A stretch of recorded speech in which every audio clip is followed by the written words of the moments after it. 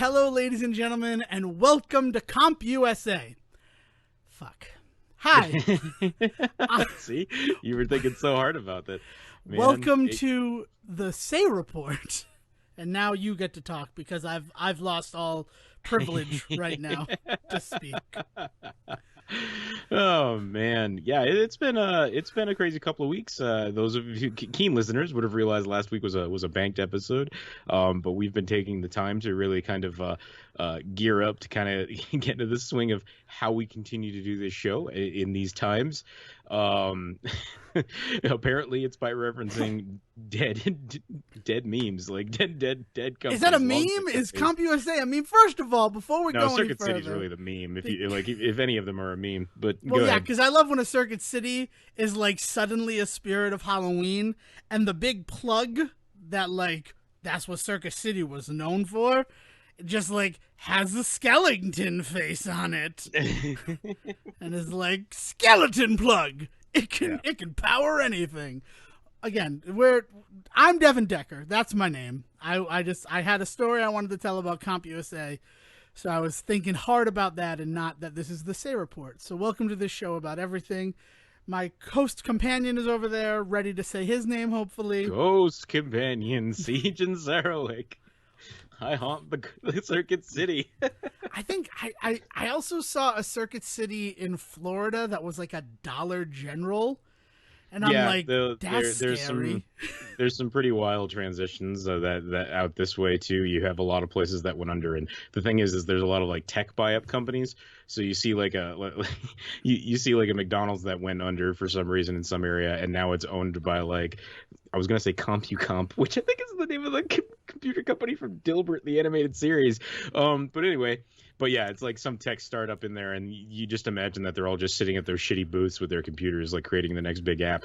Yeah, you know what I like? You know what I like about repurposed buildings is all of these old like donut shops that used to be like Best Eaten before they became Tim Hortons, before they became available commercial properties.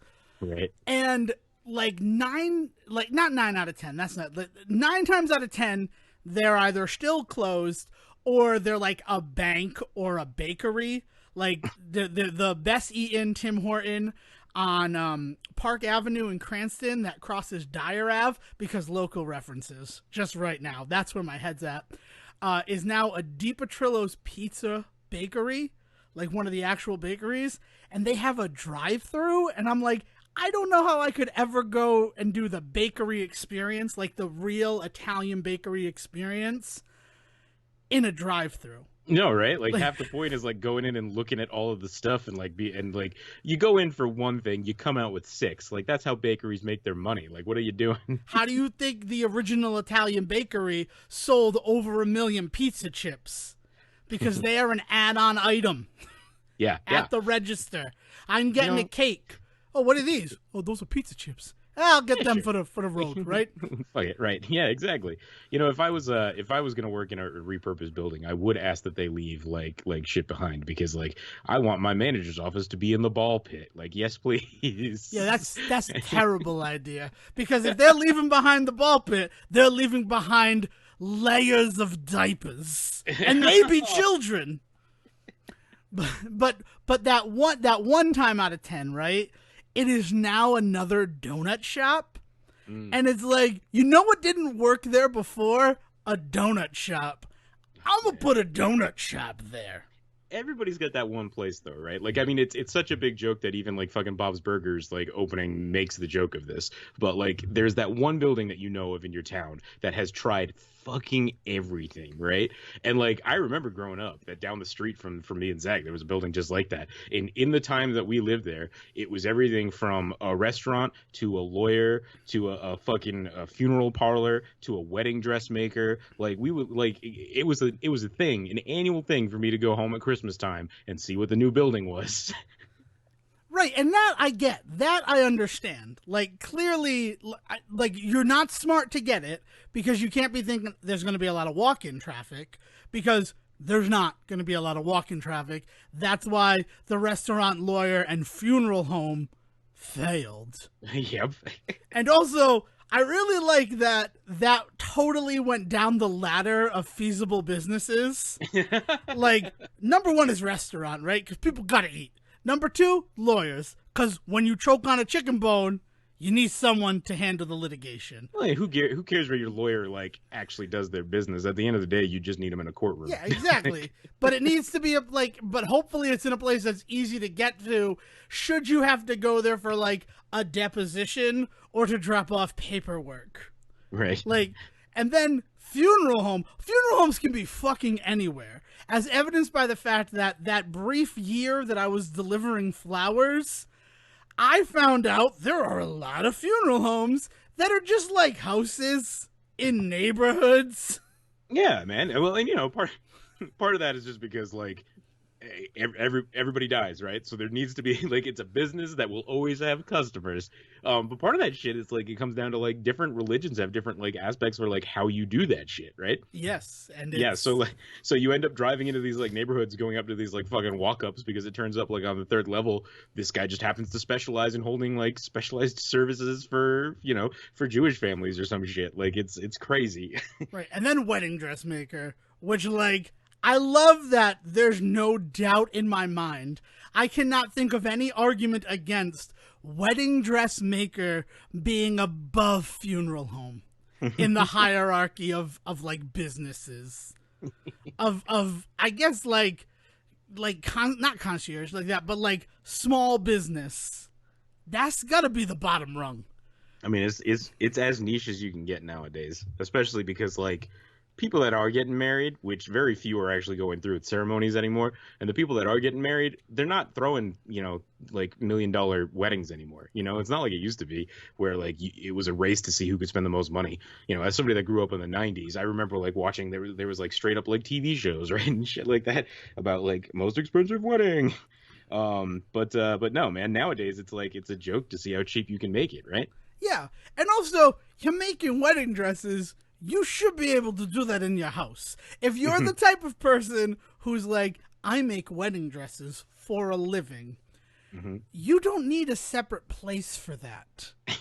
you probably have enough money or like are at a point where I'm going to open my own wedding dress business, right? That's the actual line of dialogue that a person has to say before they're looking for a storefront to put a wedding dress store, right?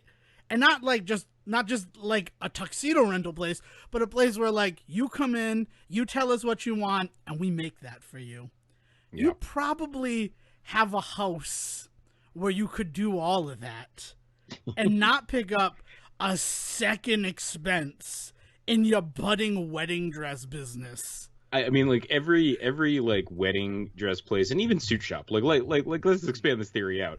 Every one of those high-end like dressing places I've ever been to is basically just a giant walk-in closet that you're just like like what do you have in store, and then like fuck me, the internet has completely killed that entire concept, right? Because it's actually even easier to browse selection online than it is walking into a place like that, and like yeah, but basically I mean like you're saying like when you're at the point where you're saying I'm going to own a store to make wedding dresses, you better be like making fucking bank on a wedding dress because you're probably selling what, like one every couple of days if you're lucky. Yeah, I imagine that it's probably one a week based on the effort that would have to go into if you're creating your own, right? If you're just a place selling wedding dresses, maybe 2 a week.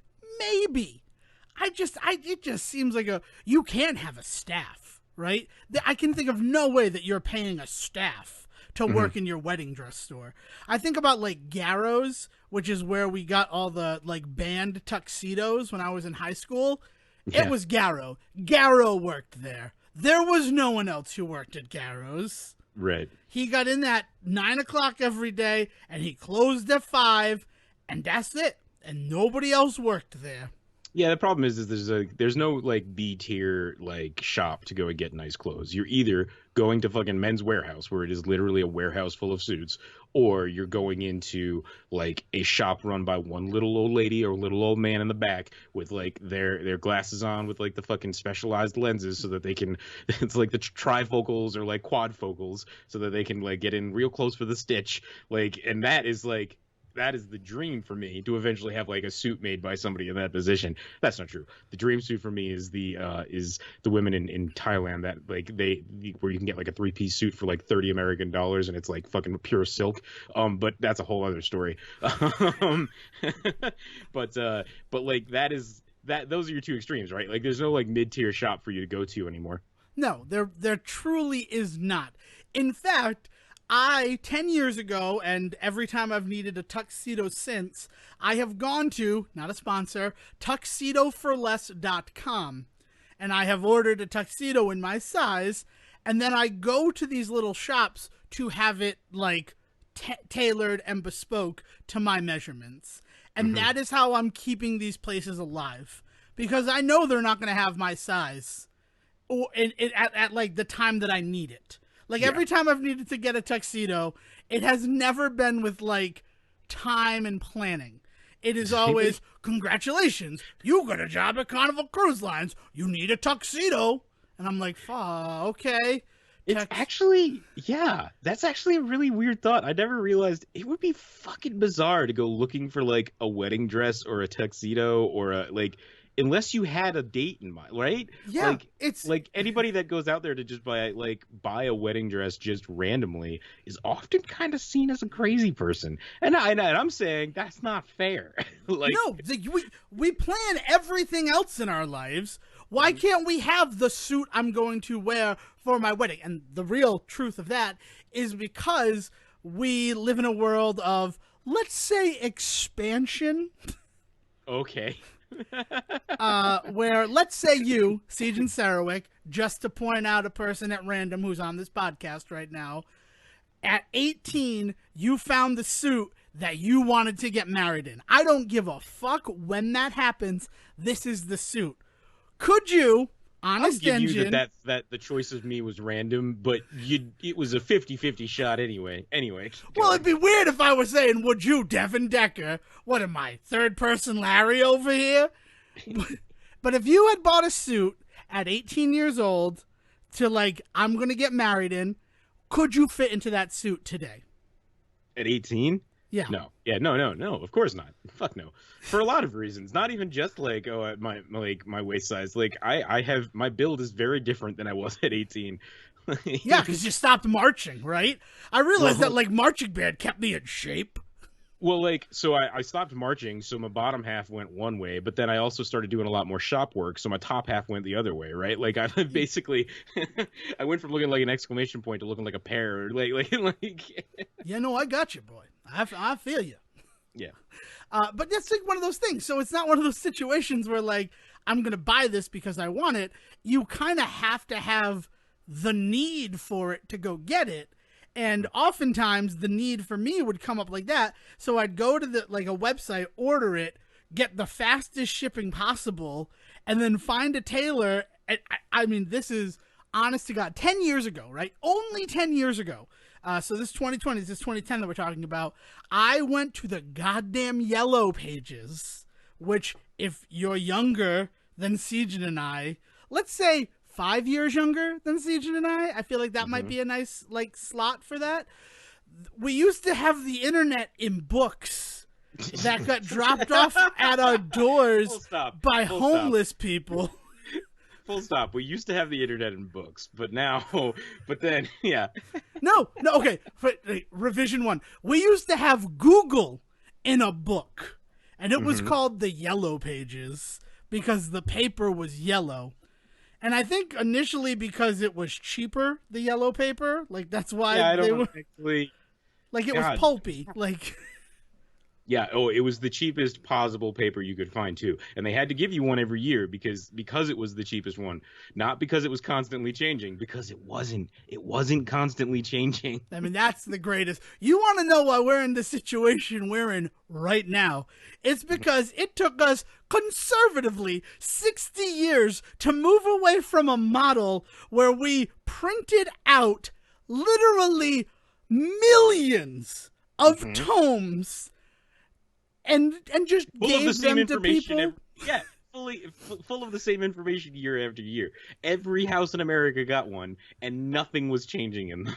And then if you want to go, like, a step further than that, beginning in, I want to say the 90s, because I feel like I didn't have a white pages until the 90s, we had a second book that was sent out as well that was exclusively residential names, addresses, and phone numbers. Essentially, the government was doxing everybody constantly, but we didn't think about it that way. Yeah, because it was everybody, it happened to everybody, unless you were a teacher and you were like, I'd like my number private, please. I don't want kids dropping brown paper bags lit on fire full of dog shit on my front stoop. I wouldn't care about that. The bigger thing was I wouldn't want angry moms calling me all the time wondering why their stupid kid was doing so poor. Let's be honest, though. In the time of the white pages, that type of parent didn't truly exist. There was maybe one per class. Now it's like 40 per teacher. Yeah. Like, you're getting calls about, like, your child as a teacher. You don't even teach that kid. Yeah, no, you just oversee the group of teachers that happens to oversee that group of students. Or you just teach the same grade. And it's like, why is Jonathan falling behind? Do I teach Jonathan? No, but I want answers. The world has changed, Devon. It really has. It truly, I get it.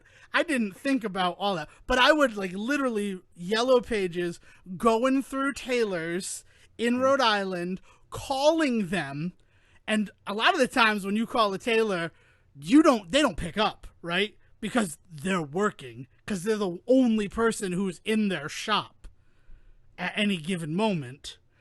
So I cobbled together a list of tailors, and I had to ask each one of them, will this be done before Friday? Because I leave the country on Saturday.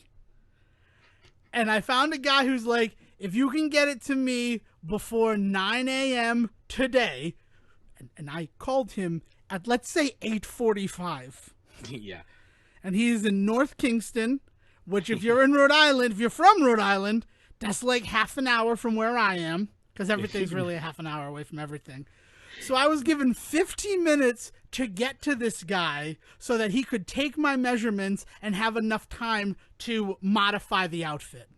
Mm-hmm. Because if not, then everything else would have rolled forward. Like, if I got there at 9:15, somebody had a 9:15 appointment, and that stuff would be, like, in the thing. I, like, could slot in a 15-minute period to get my stuff done. And I flew like a bat out of hell, and I got it done. And that guy was my tailor go-to until he unfortunately passed away. Man, yeah. Yeah. Yeah, it's fucking crazy, like, the world that we used to live in compared to the world that we're in now. Like, anybody out there that tells you that we are in, like, the end times and the crazy times, like, doesn't remember the insanity we used to go through. It's just, it was a different kind of insanity. I mean, we're definitely in the end times. Don't look down your nose at that. But these are crazy times? No, they're just the end times. We've had plenty of crazy times before this. The world's not going to end. As somebody that knows when the real end is going to be when the machines take over. This is nothing. Oh my God! Come on, Sejan. Are you not tracking the COVID tracking apps? Are what's going to become self-aware and realize that we're tracking sick humans, and it would be far more efficient to eliminate the sick humans, and suddenly the COVID tracing apps, your contact tracing app that a lot of the time, my tinfoil hat is on, I hope your tinfoil hat is on at home, are just installed on your phone without your knowledge. They're the ones that are going to become self-aware and start taking matters into their own hands for the efficiency of this world. If you're going to talk about the machines, that's what it's going to be. I think the thing that really kind of chilled me out, and I'm not saying that I've completely forgotten, because I know I keep an eye on everything in my house still constantly. Alexa and Google are still talking to me at times when I don't talk to them, and it's freaking me out. But that's like, but what I realized, I think the thing that helped me realize that we still got some time on that war front is the realization over the last 5 years what a douche nozzle Elon Musk really is. Okay, I get that. I mean, I was just like when I was worried he was bringing about the end of the world. Like I was worried, but now I've slowly started to realize that he ain't going to be the one to do it. So no, and even if he is, even if it is Tesla technology that ends up taking us all down. He'll also make sure that humanity has established itself on Mars first. He's balancing. He is the Libra of tech billionaire evil geniuses. Yeah. Shit. Oh man, Dev. So anyway, so the last 2 weeks have been kind of crazy for us. This is essentially the moral of the story. So anyway, it is 2007. I have had my Mac PowerBook for 3 years, and suddenly the battery just dies. Okay? So I need a new battery for my Mac PowerBook. And they're expensive. I don't know if you know that, but the real reason that a person gets a Mac is so that they can spend, $100 extra on everything else that they would get for a PC. Are you following me? Look, man. Yeah. So I've spoken out many times about the Mac ecosystem on this show. I'm not going to join this chorus on this one. I'm really glad that GarageBand didn't just shut down as I started talking ill of its like brethren or father. I don't know. Father, why father? But yeah, so I go to CompUSA because it is the only place that is open, and I need a battery for my laptop. And I'm looking at it, and I can save 20% on my first purchase if I get a CompUSA credit card. So they have the battery in stock, and the battery is expensive because it's by Macintosh, it's a Macintosh battery. And I'll apply for the credit card. And the girl behind the counter, I do not recall her name, and I'm going to modify the woman behind the counter, though she was younger, right? She was a younger woman, but still older than me at the time because I'm 20. When I say I would like to apply for the credit card, you should have seen the way that she looked down her nose at me as somebody applying for a credit card. Like, what a waste of my time. You're not going to get approved. Like, real judgmental. So, it goes... Well, because I imagine you said this was 2007? Yeah, 2007. Yeah, so this is just before we got real desperate to get anybody and everybody signed up for a card, not 2 years later. But anyway. Yeah, exactly. Anyway. Precisely. It was a weird cusp moment in our history.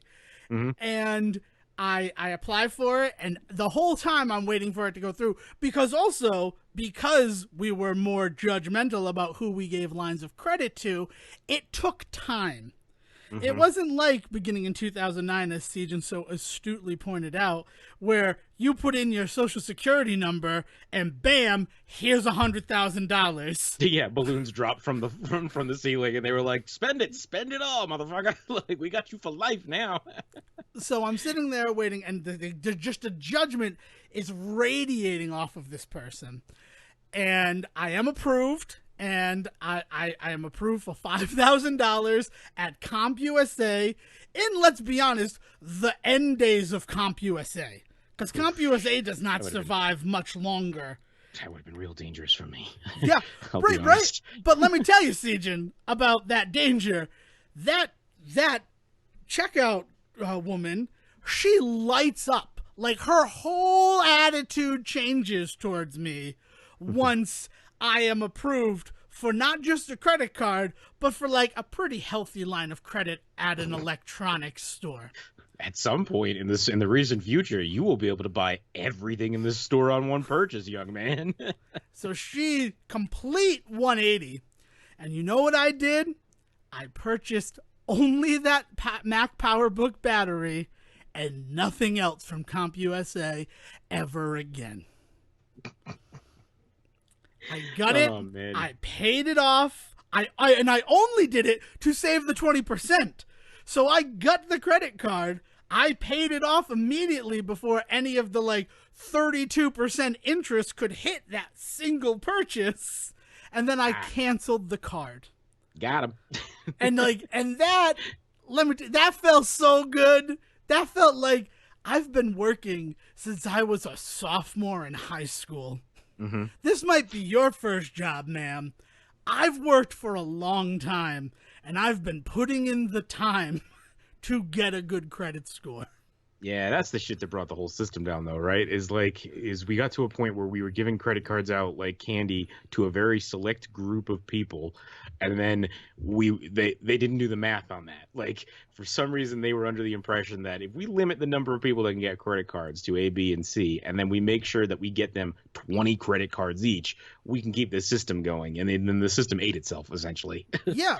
And I mean, but I'll be honest with you, my first credit card, which was bought specifically just to buy books in college, that almost ruined me.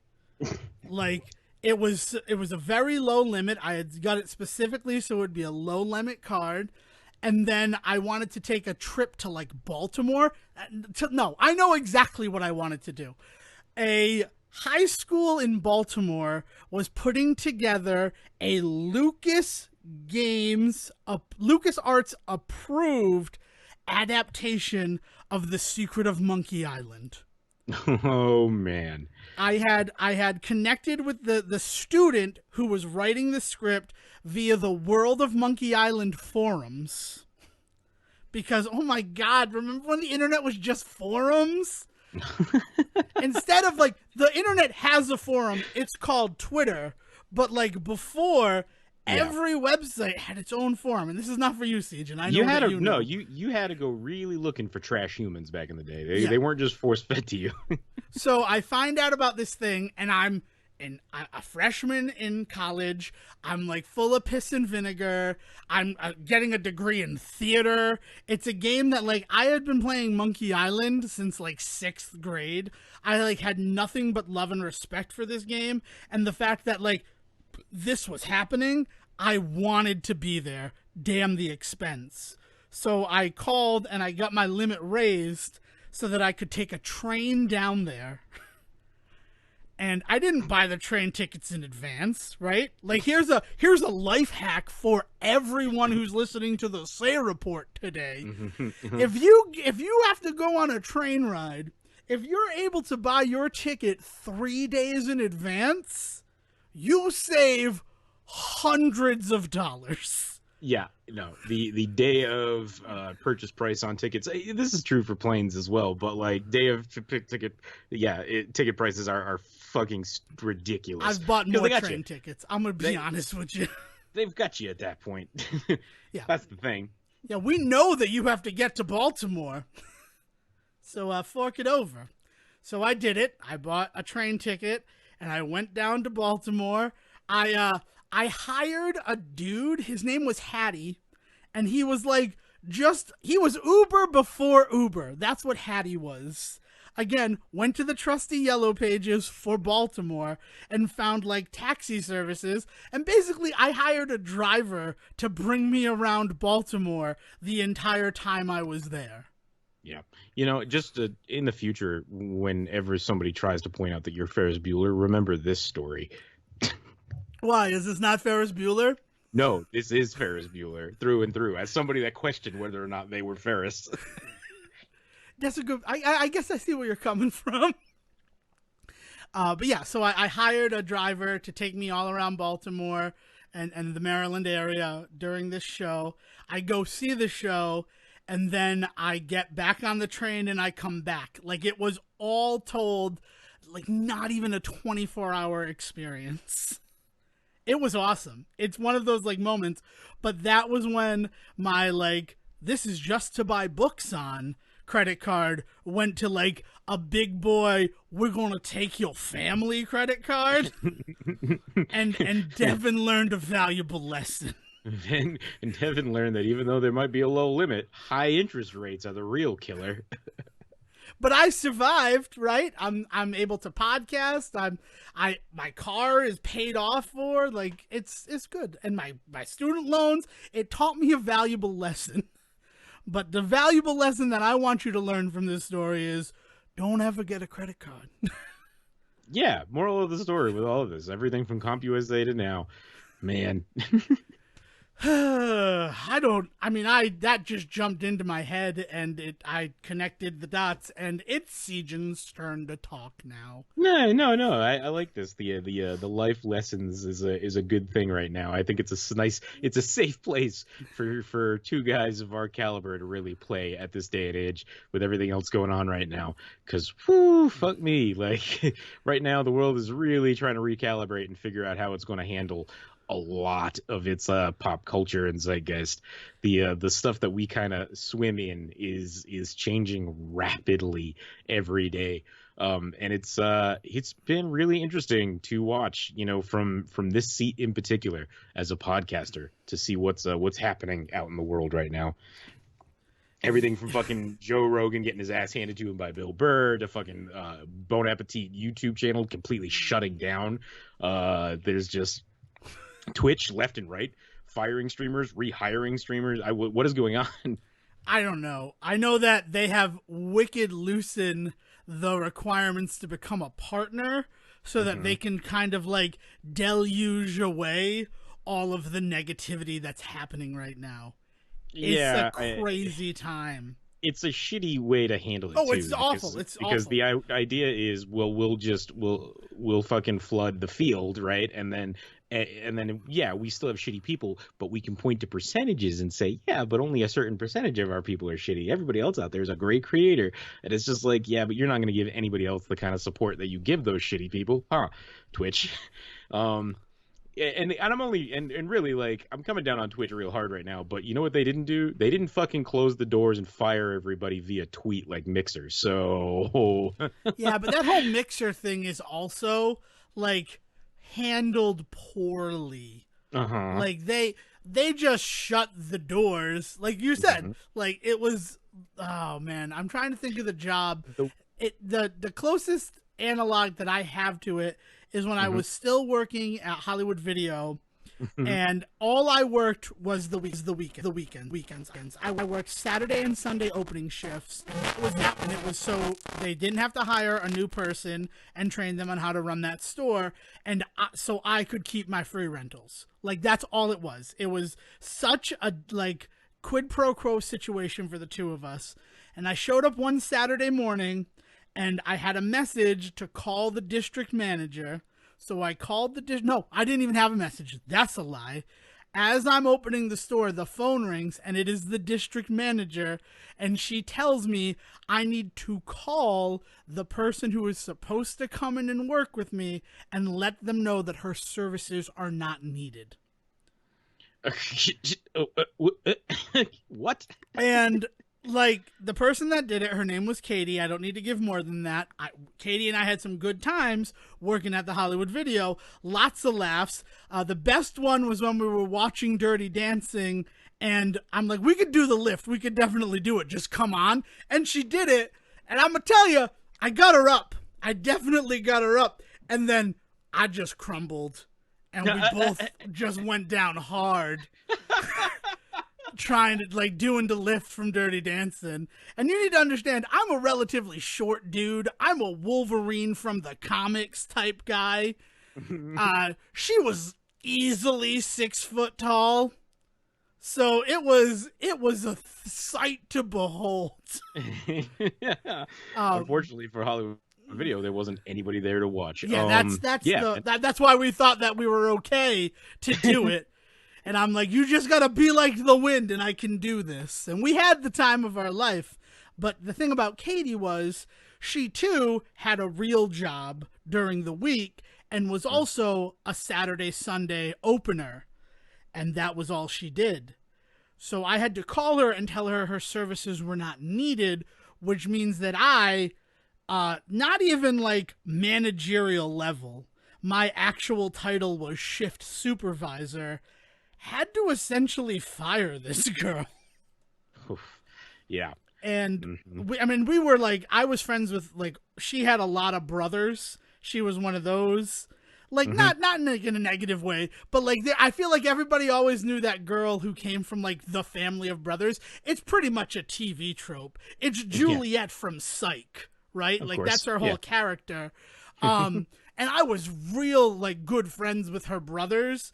like her older brother was in bands, and I used to like be the sound guy for a bunch of those bands that he was in, and I was in classes with her younger brother.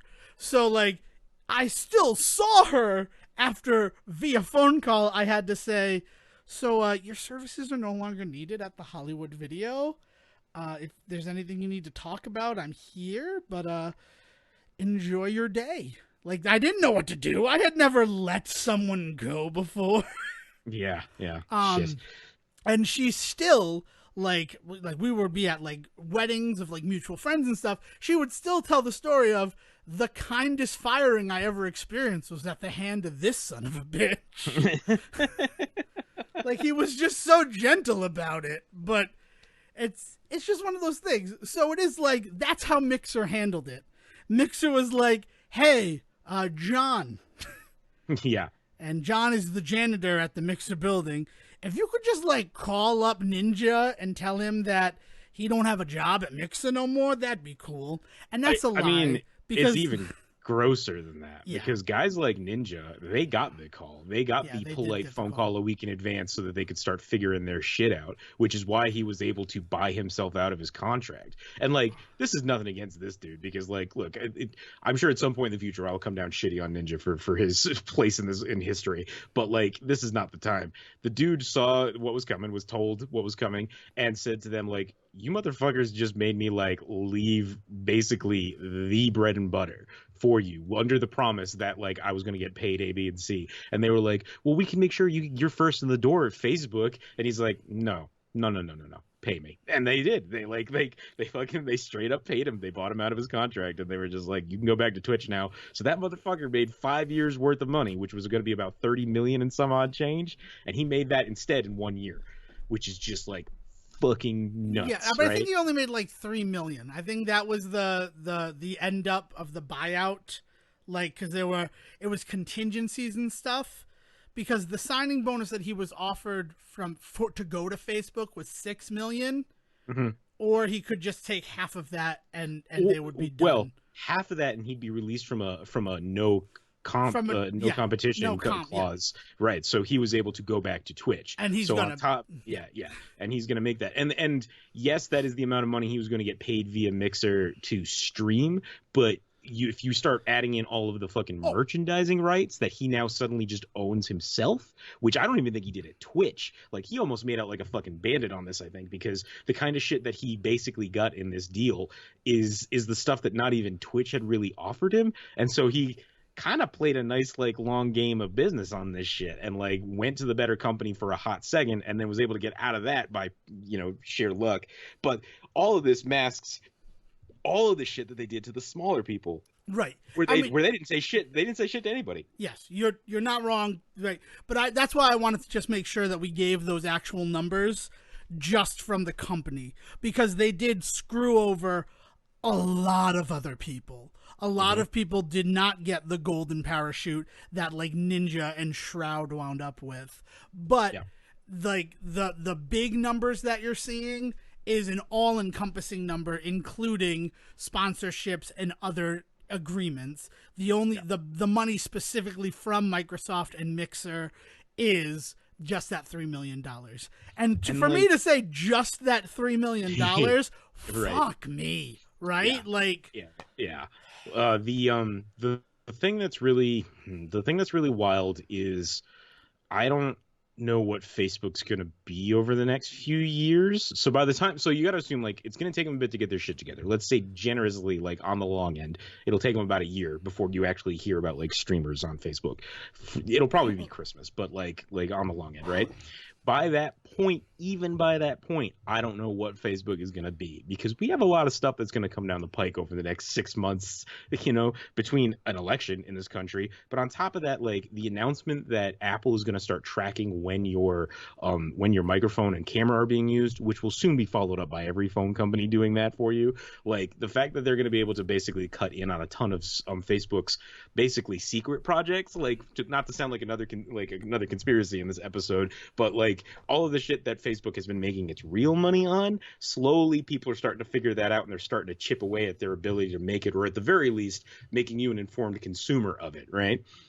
Yeah. And like, so So all of this shit about how like you can just go to Facebook and Facebook streaming is now going to be the next thing. Like it already would have felt like business malarkey, like essentially. But I am actually seriously curious to know what Facebook as a company is even going to look like in a few years. So like guys like Ninja that were smart enough to say, no, we're not going to do that. We're not going to go with you to Facebook. Like let me out of my contract so that I can go straight to back to Twitch. And again, a thing that a lot of the smaller guys may not have gotten. Like there may be people that are fucking stuck right now with no competition clauses that they can't go. I don't know. Like we just don't know what people are going to be stuck in and what they're not, right? And like they may end up at a fucking company that is just going to shut down again in another year.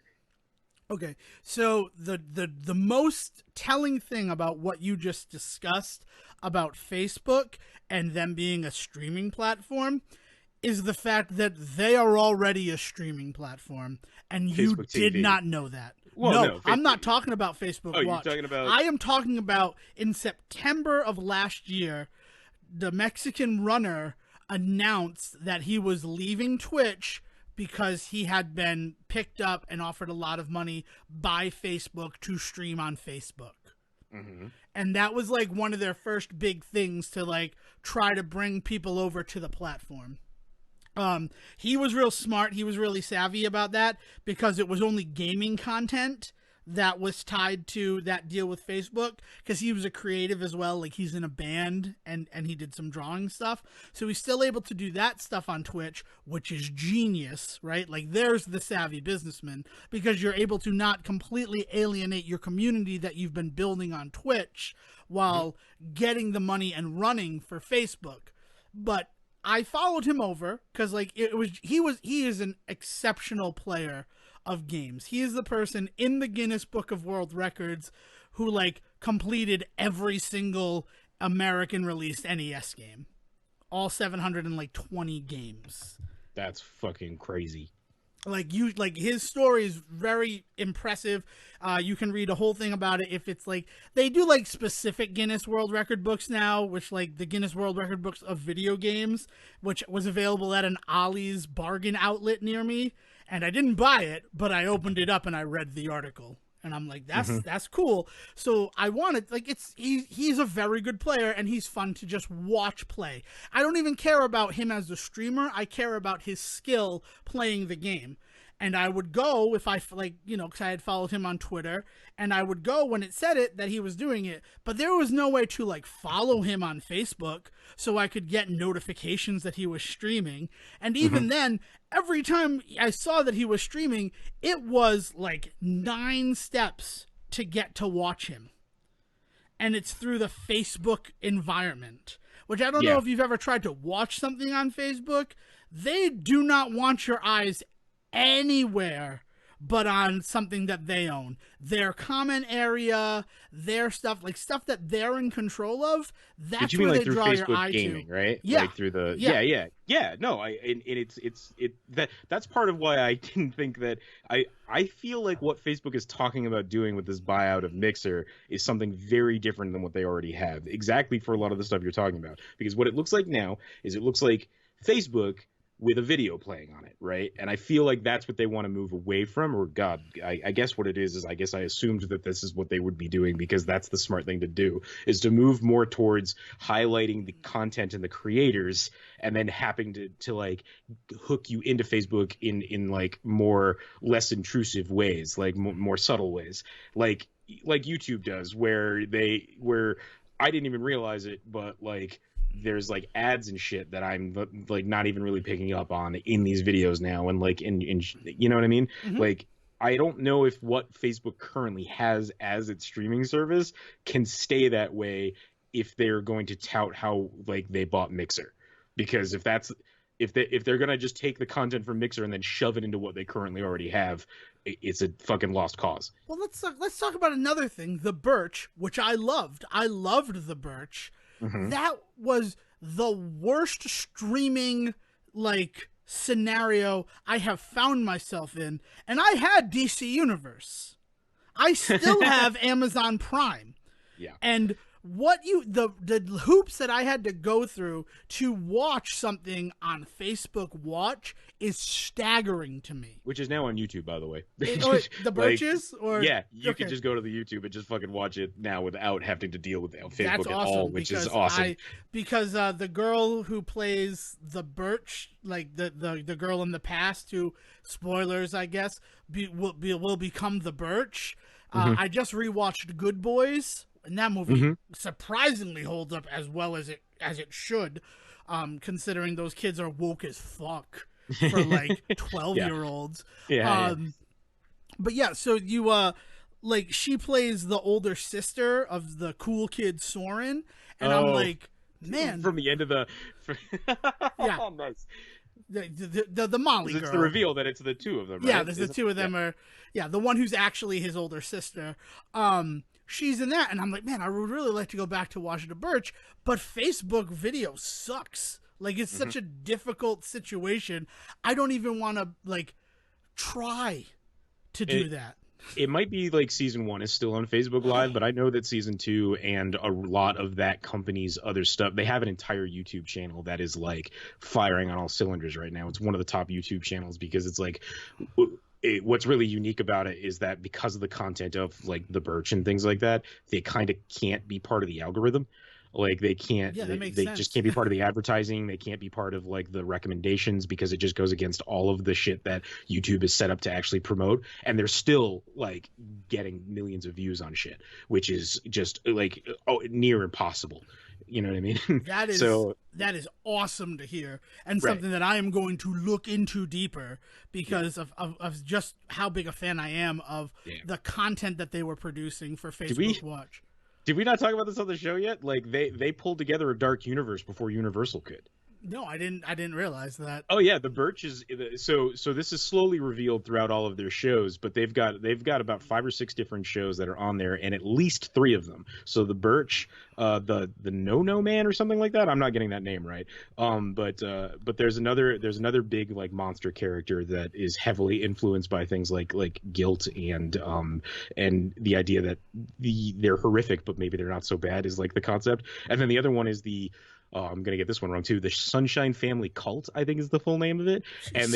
And they revealed through like little hints and clues that all 3 of them are actually like connected, and possibly other creatures in this in this YouTube verse are actually all connected via like how the monsters are created and where it all comes from, and it's fucking nuts. So they actually created this whole like dark monster horror universe, and everybody is just laughing their ass off because like Universal couldn't pull their shit together to do it with like 2 movies.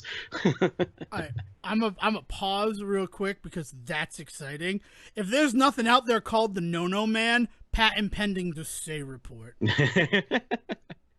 Yeah, well, let me do a little YouTube. Yeah, we'll do a little research. We can do the research. That's fine. But that sounds awesome. What's the name of the channel? Can you get the actual name of the channel? I'd love to give them Crypt a shout TV. out. Crypt TV. Is very cool. Yeah. That's exciting. I'm excited right now with that reveal. And that's awesome.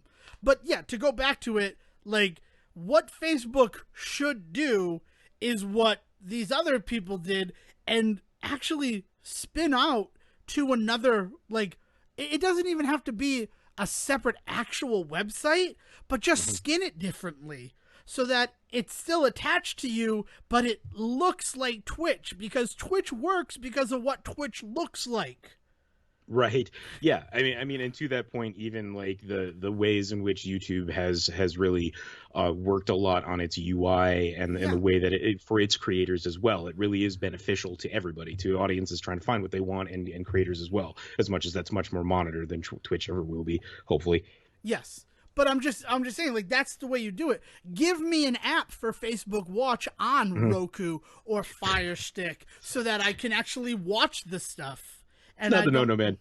It's the look-see. It's another weird like thing like that. Yeah. That's fine. I don't no, if the No Man doesn't exist, I want to write him. I want to write a character about the No Man. Yeah. That could be terrifying. I'm already terrified every time I say it. Yeah, the channel has some heavy hitters behind it. Fucking Jason Blum of Blumhouse and Yeah. Eli Roth are involved in like all sorts of shit. Like it's yeah. So anybody that's real into like some real fucked up like monster, all practical effects. That's the other big thing is Yeah. that they really push that as well. So anybody that's into like practical effect monsters that look fucking baller, like check out The Birch and check out Crypt TV. That's awesome. I'm very excited. Thank you, Sagen. I don't know what that character I just did was, but Man, yeah, like there's it's gonna be a weird time to be on the internet over the next few years yeah. because like we're gonna have to really figure out how we present ourselves to the world, right? Because we're we're slowly realizing that like we all wanted the internet to be a free for all and got real shitty every time somebody tried to put any type of like blockers or anything on it. And now we're all starting to learn that like letting the internet be a free for all put ourselves in a very vulnerable place for good or for ill. Some people are definitely deserving the kind of hate and shit that they're getting. Some people not so much. It's getting scarier and scarier out there for people on all sides trying to really nail down what is good online etiquette and what isn't. And we're slowly realizing that like everybody has their own like understanding Definition. Yeah. and accept and definition of it, right? Like it's it's weird times, and as internet content creators, like it's going to affect us, right? It's going to Yeah. hit you and me.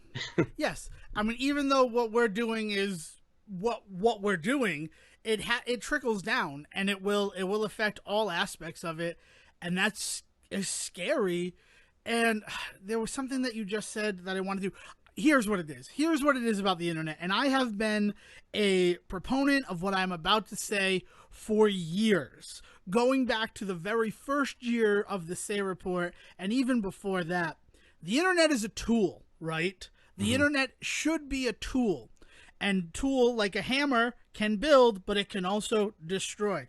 That's the whole like the tragic symbolism of the hammer. Right? Yeah. Yeah. Fuck me. But but it's one of those situations where the fact that a hammer can build or destroy is all in the hand of the user, right? And what I want to remind people, because I have just seen some of the craziest shit just this past weekend, just over the last 2 days, posted on Facebook as fact, when like 1 second on Google proved to me that it was not. That what you are, that this thing that you are sharing, that you are showing support for, is completely falsified, right? We are on the cusp of another election, right? They don't care that the world is in trouble right now, and that coronavirus, COVID-19, has completely changed things. We're going to see an election campaign start up. We're going to watch debates between Donald Trump and Joe Biden. This is the stuff that we're going to start seeing. And the first thing to remember is one of the reasons that Donald Trump was able to win and nobody saw it coming is because we were isolating and insulating ourselves in these bubbles on our social media, so we were only seeing the stuff that didn't make us feel bad, right? Right. And right. the fact that we have the protests that are going on right now, the fact that the changes that have needed to happen in this country for years are actually starting to like go into effect, and we're starting to chip away at years and years of systemic issues in this country is a huge like representation of the fact that maybe we learned from that, right? But just because we're learning on a global scale, make sure that you are informing yourself whenever you can. Don't anything that you see, even if you get a Crayola crayon and it says blue on the wrapper, fact check that shit. Yeah, man. It's and it's a shitty thing to be like, you got to do your own research, but like right now, like that is the only like real true answer, because any other answer anybody gives you is packed full of bullshit and caveats. And like hopefully we get to a point where we can talk about like, hey, like, we can all kind of accept this and move on, but we're not at a time for that right now. We're just not. No, we are not. And also, if you are doing your own research, that can't just stop at the first thing that you find that supports or denies what Yeah. you saw. Yeah, Like, research isn't just Googling the thing that you're looking for and then just taking the first thing that comes up as evidence that it's true, right? yeah, like That's not what research. true research is. The best way to research something is to find three separate sources. So, Preferably looking for opposing ones in your yeah, search. Like, go looking for opposing information. yeah. Try to disprove things that you see, not prove. Because it's very difficult to disprove a negative, but it's very easy to prove them. If you see something false, you could see that thing echoed a million times on the internet. That doesn't necessarily mean that it actually happened. Just Yeah, think now, about, I mean, the weird thing is when that information's not available, right? Like, to go back to the Twitch stuff, I don't know how much you've been paying attention to yeah, the what's his name? Fucking Dr. Demento there. What's his real Dr. name? Disrespect. Dr. Disrespect, right? Where 3 or 4 days ago, like, Twitch went fucking nuclear on his channel. He was apparently streaming at the time that he received a text message, looked at it and was like, I don't know if I want to sign off, because if I do, I might never be able to come back. And sure enough, as soon as he signed off, subs started getting fucking refunded. People who had bought like emojis started getting refunds. All of these different deals that he had for advertising were just suddenly dropped, and nobody knows what happened. Now, the weird thing is, everybody immediately was like, well, it must be really bad, because this is on a level we've never seen before. Except that, lo and behold, within the last 24 hours, a lot of his advertisers have suddenly come out and been like, actually, we're signing him back on now that we've gotten more information. We can't say what that information is, but now that we have more information, this person is now back on our like banner page. Like, it's really fucking weird, because nobody has like said a thing about what it could possibly actually be. And like, initial reactions were based on the evidence we had. New evidence has come out, but we don't have anything right now. So we could just find out that like fucking Twitch just decided to cut ties with this dude who, to be fair, they've had issues with for years. I mean, he So doesn't like, call himself Dr. Feelgood. He's Right. Dr. Disrespect. For anybody that doesn't know, you probably heard about this dude a couple of years ago because he walked into like a bathroom at Comic-Con with a bunch of cameras, right? And like, Twitch was like, we're not gonna let you fucking stream from a public bathroom, you asshole. And they like, that was the first time they kicked him off the channel. But anyway, like, we don't know anything that's going on, so it's really easy for people to be like, it must be bad because of A, B, and C. But then it's like, oh, it must not be that bad because of like D, E, and F. So like, what the fuck is happening? And so sometimes that research is going to be hard. And that's the other thing that you got to learn is like, don't be afraid to admit that you were wrong after more evidence has come to light. Yeah, flexibility is really sort of the biggest thing with information in this world. I think back to when I was at a TGI Fridays and told that Jack Black died in a motorcycle accident. And I'm like, well, that's clearly not true. Because if it had happened, we would have heard about it somewhere besides the waitress at friggin' TGI Fridays. Like, there'd be, like, it'd be on the TV probably, or one of us would have heard something, right? Like, those celebrity death, like, scares that used to be huge before, the worst thing that happened was that the reach that those had has been weaponized for misinformation. And it's not just about Jack Black or John Heder dying in a motorcycle accident.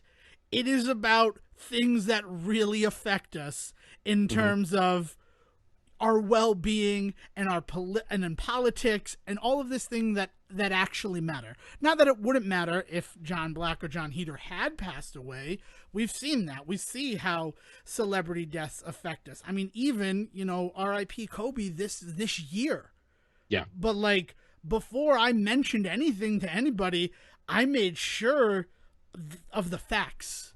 Yeah, man. I mean, like, just last week when all the news came out about Joel Schumacher, like which would have been in the middle of us recording, right? Right. Like, I had a weird moment when the news first came out where I was like, that's impossible. Like, it just didn't make sense. Like it didn't click. And I started seeing a bunch of people like putting up, in memoriams of him, but I still didn't believe it until like I saw like an actual like news release of it. And I was like, okay, I guess this has to be a real thing. And then more and more actual news stories coming out, as opposed to just fucking like Variety putting up like a best of Joel Schumacher list because he's passed away. I was like, wait, I need more than just this nonsense, right?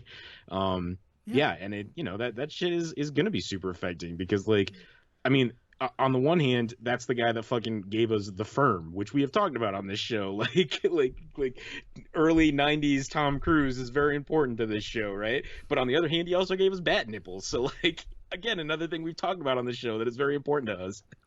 Very, very true. But yeah, so that's just the thing. Make sure you're informed before you're spreading information. And if it does turn out that the information that you're spreading is incorrect, be human enough to admit that you made a mistake. Yeah. Like that's a big thing that we could all stand to be a little bit more human with the way that the world is heading right now. Mm-hmm. And oof. So, after all of that, I'd like to share something I'm wicked excited about. Okay, if you'll allow let's end this it. on a high note. Yeah. So a year ago, I was able to get my hands on a game, and I was very excited about that. It was Bloodstained: Ritual of the Night. And if you're interested to hear my thoughts about that, you can go back and listen to Bloodstained Account of Access.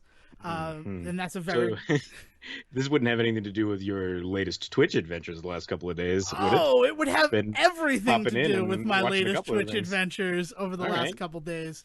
A few days before the year anniversary of the release of Bloodstained: Ritual of the Night, they announced that a sequel to the kickstarted 8-bit game stretch goal was going to happen. It is the most absurd thing, right?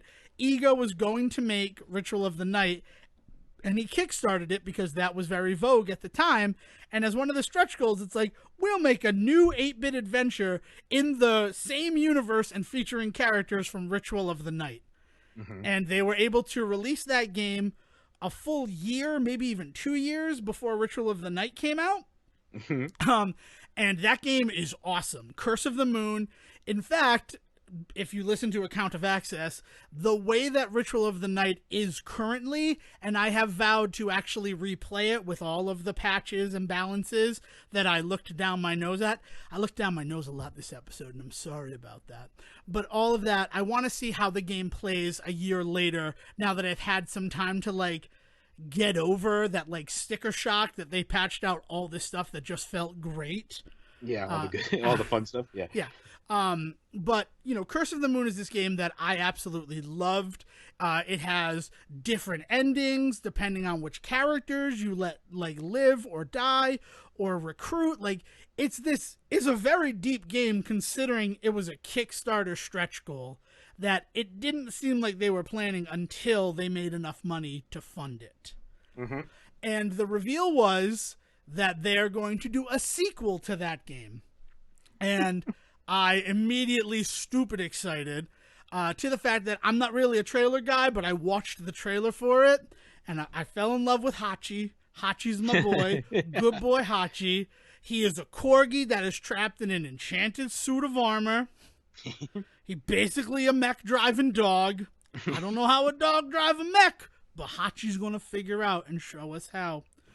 Yeah. That's awesome. God, so I love video games right now. Yeah, we live in a good time for video games. So it's one of those situations where I picked up Curse of the Moon on PlayStation 4 because I had it before on the Switch, and that was because that was the only system that it was initially available for. It then came out later on PS4 and the other stuff, but Curse of the Moon 2 on release date is going to be a PS4 game, and I'm stupid excited to play it.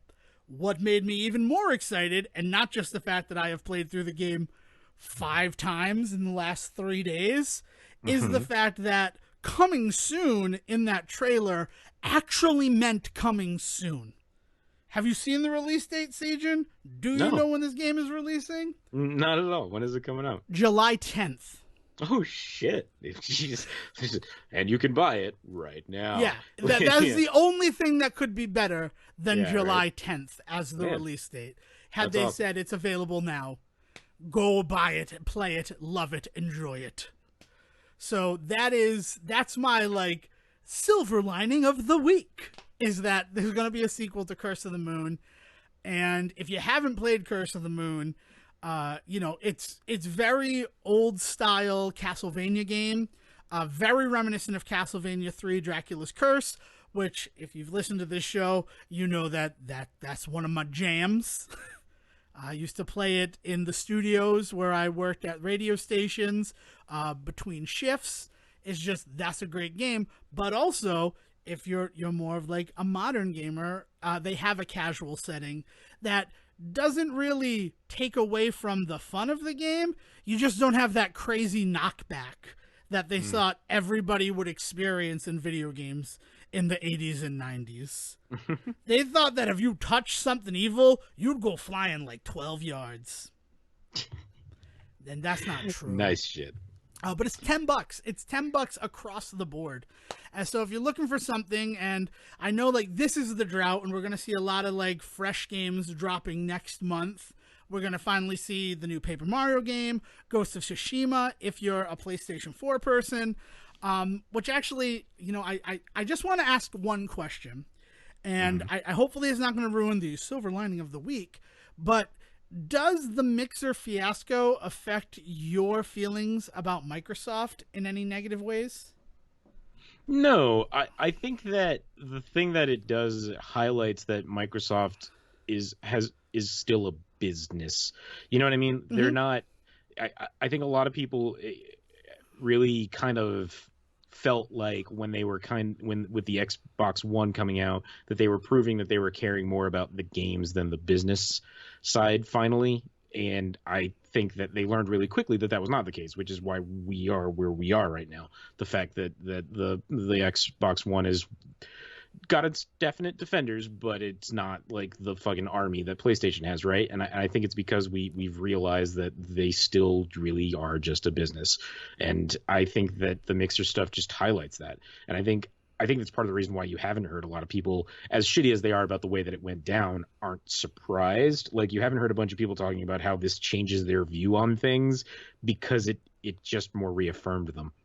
Yeah, I just saw like a couple of people, and I figured it was just like a small contingency who were like, "This is the last straw. I'm not getting the Xbox Series X," and I'm like, "Oh, okay. I hadn't even considered that as like a reaction to what happened with the Stream platform that the giant of Microsoft was a part of." No, because at the end of the day, I don't want to say that they didn't screw over customers, because they did. They did. There were fans. There were people that were with them on the idea of Mixer, because they were like, kind of trying to find something other than Twitch, try and find something other than Facebook. Those are the people that really screwed over, is the people out there that really were like, we want a Twitch competitor. It's not that we hate Twitch. We want a Twitch competitor, and Facebook's not doing it. And for them to turn around and be like, we're giving it all to Facebook, it's like a real poke in the eye to all those people, because we're back to square one, where Twitch is really kind of the only one in the game. And, I'm not even saying that, like, I want Twitch to fail in any way, but, like, competition is good. And it's the same way for my feeling with Microsoft, is like, and the Xbox. I don't begrudge anybody that likes the Xbox. I like competition in the marketplace is always really good for us, and the fact that there's going to be stuff on the Xbox that I don't ever get to play because I'm not an Xbox guy is par for the course and part of the game, right? Like, that's fine. I can't understand why you would act like this was the last straw of all of the things that they've done to gamers and to fans. Why is this the thing that upset you? I don't know. Why is this the hill you chose to die on, I guess? I agree. I think that's what like really threw me. And I'm like, I had never considered that, because there's a reason why I'm not going to get an Xbox Series X. And it's not because of some far removed situation. It's more the fact that you get a console for exclusives, and Microsoft essentially eliminated exclusivity with the Game Pass on PC. Like that. Like, if I'm going to tell you the hill that I was like, I'm done now. Yeah, I mean, the only other argument I could think of is the idea that I want to play with my friends, and we're seeing more and more and more cross-play options in games. Yeah. It's so even that kind of is going out the window as well. Yeah, man, I don't know. I mean, like I said, I feel like there's other reasons to not get an Xbox. I'm with you. There were other reasons I was not going to buy one, so it doesn't really affect me. Yeah. Okay, good. I just wanted to make sure that I wasn't like tonally deaf to that reaction from the small part of gaming Twitter that I saw. No. Man. Hachi, good boy Hachi. I can't wait to play as a dog in a suit of armor. Like it blows my mind. I'm excited. But I think, is there anything else that you want to add? We got plenty of time. We got a time machine. No, man. No, like I'm glad that we had to come to Jesus moment on this show, because like we're not to say that we've been avoiding it, but we've been trying to figure out if it was something that we should even have. You know, we like have tentatively addressed things that have gone on for like the first 15 minutes of this show and then like moved on.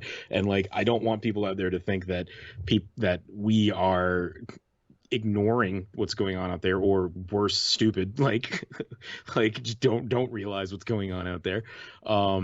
But at the same time, I don't know what the world is going to be after this. Never mind our stupid little show, right? Our little corner of the internet. Yeah, that's the big thing, is we are definitely monitoring the situation, and Yeah. we are doing what we can to react to it, right? Like you're not wrong. We're aware. We are aware. And you know how you know people are aware? When they assure you of it. I feel like an idiot. So I guess the last thing I'm going to say is, if you haven't listened to it, our very special episode about X-Men is available. That's only available through like Apple iTunes or Spotify. We don't put those up on YouTube. So go out there, and if you're on Apple Podcasts, why not drop us a rating or a review? We'd love to hear from you. And also, because I've been in a Hugh Jackman mindset, I watched a film that released on HBO earlier this year called Bad Education. Nice. Have you seen that? Are you familiar with it at all? I'm familiar with it. I have not watched it yet, though. I highly recommend it. Nice. Okay. What I will say, and this is the smallest thing that I can say, it is marketed as a comedy. Is not comedy. Okay. Is not comedy at all. Okay. All right. Good to know going in. Like, the cast is incredible, and I recommend you check out Bad Education. If just to see that what we were talking about crazy times, they were happening in Long Island in 2002 as well. Yeah, man. Yeah. Oh, so be safe, everybody. Love one another, right? Yeah. But before that, be safe right now. You should always be safe, and you should be strong, and you should be healthy and being excellent to each other. If you'd like to tell Sejan how you're being safe and strong and excellent to each other, he is available on Twitter at Siege versus the World. And if you want to let Devon know that you still receive Yellow Pages, even though it's only like 20 pages nowadays, you can catch him at Devon D. Decker. Wait, people still get the Yellow Pages? Will, yeah, it's take us home. I need time to process. Thank you for listening to the Say Report with your host Devon Decker and Stephen Serwick. Please follow the guys on Twitter and Facebook by searching for The Say Report, and you can always subscribe on your podcast channel so this is delivered straight to you and you can enjoy it every week. With apologies to your mother, we'll see you next time.